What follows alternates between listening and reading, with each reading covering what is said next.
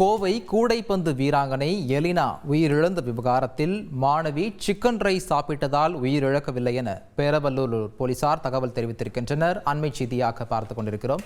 இது பற்றிய மேலும் விவரங்களை வழங்குவதற்காக எமது செய்தியாளர் சாலமன் இணைப்பில் இருக்கிறார்.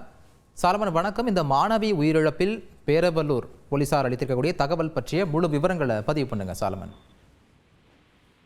கோவையை சேர்ந்த 15 வயது பள்ளி மாணவி எலினா லாரட் என்பவர் கடந்த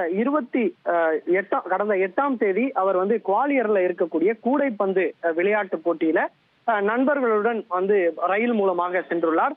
அப்போது அங்கு விளையாடிவிட்டு நேற்று முன்தினம் ரயில் மூலமாக வந்தபோது இந்தூர் ரயில் நிலையத்துல இவர் சிக்கன் ரைஸ் மற்றும் ஸ்விக்கி மூலமாக ஆர்டர் செய்து சிக்கன் ரைஸ், பர்கர் உள்ளிட்ட பொருட்களை உண்டதாக கூறப்படுகிறது. அதன் பின்னர் இவருக்கு வயிற்றுப்போக்கு, அதிக அளவிலான வாந்தி மயக்கம் போன்ற பிரச்சனை ஏற்பட்டதால உடனடியாக அவர் சென்னைக்கு அழைத்து வரப்பட்டு அவரை இங்க இருக்கக்கூடிய தனியார் மருத்துவமனையில் சேர்த்துள்ளனர். அப்போது மருத்துவ சிகிச்சை அவருக்கு அளிக்கப்பட்ட நிலையில பின்னர் வீடு வந்தவுடன் அவர் உயிரிழந்து விட்டதாக கூறப்படுகிறது. அவரது உடலானது கீழ்ப்பாக்கம் அரசு மருத்துவமனையில் பிரேத பரிசோதனை செய்யப்பட்டு அதன் பின்னர் கோவைக்கு எடுத்து செல்லப்பட்டது.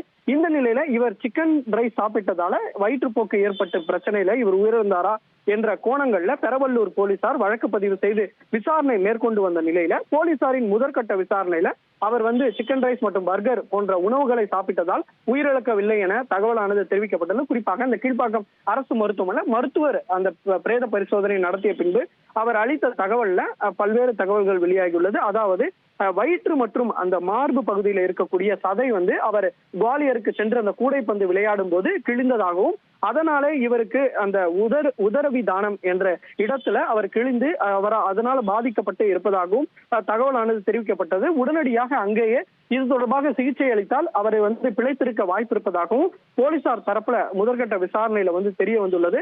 இதனால இதையும் செயலிழந்து போனதால அந்த சிறுமி உயிரிழந்திருக்கலாம் எனவும் தகவலானது தெரிவிக்கப்பட்டுள்ளது.